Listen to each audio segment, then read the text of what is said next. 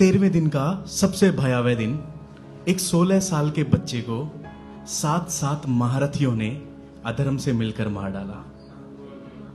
पूरा का पूरा जो इंसिडेंट है वो मैं कविता रूप में पेश करता हूं।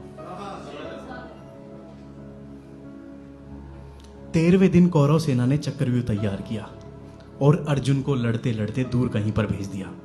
व्यूह भेदन की कला तो केवल अर्जुन को ही आती थी, अब वो संभव था करना जो कौरव सेना चाहती थी। लेकिन था एक वीर अभी जो कि अर्जुन की छाया था।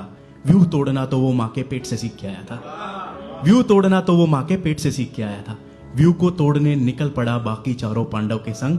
देख के इस बच्चे की वीरता कौरव सेना रह गई दंग। बनी योजना अर्जुन को रण में कमजोर बनाने की, रची जा चुकी थी साजिश अभिमन्यु को मरवाने की।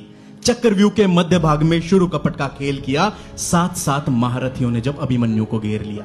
भीम नकुल सहदेव युधिष्ठिर ललकारा मिलकर सबने, लेकिन जयद्रथ आकर के रोड़ा बन बैठा था पथ में। जब देख लिया असहाय हुए चारों के चारों पांडवजन, तब अभिमन्यु के सामने जाकर कहने लगा ये दुर्योधन। तब अभिमन्यु के सामने जाकर कहने लगा ये दुर्योधन, देखो तो है कौन यहां हमसे टकराना चाहता है। देखो तो है कौन यहां हमसे टकराना चाहता है, जिसका तो कद भी मेरे इन घुटनों तक ही आता है। आ ही गए हो तो तुमको हम ऐसा दृश्य दिखाएंगे, तेरी उम्र के बालक रण के नाम से भी घबराएंगे। शब्दों से नहीं काका श्री, अभिमन्यु का जवाब है, शब्दों से नहीं काका श्री, शस्त्रों से अपना युद्ध लड़ो। मैं बालक हूं वो छोड़ो, जो है हिम्मत तो आगे बढ़ो। तुम सब वीरों ने मिलकर जो चक्रव्यूह तैयार किया, मैं ही वो बालक हूं जिसने खेल खेल में पार किया। और नाप सको तो नापो काका मुझ बालक का छोटा कद, नाप सको तो नापो काका मुझ बालक का छोटा कद।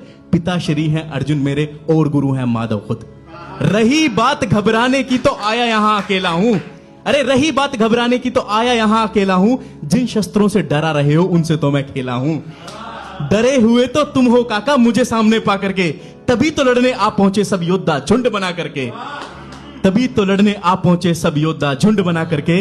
फिर क्या था हुआ युद्ध शुरू और होने लगे वार पर वार। क्या ही वीर था अभिमन्यु, क्या उसके तीरों की रफ्तार। अर्जुन का खून था रग रग में, कब एक के बस में आता था। घायल होकर भी बाणों से वो अपना धर्म निभाता था। कर्ण कृप अश्वत्थामा दुर्योधन कब से तत्पर थे। द्रोण शकुनी कृतवर्मा टूट पड़े सब मिलकर के।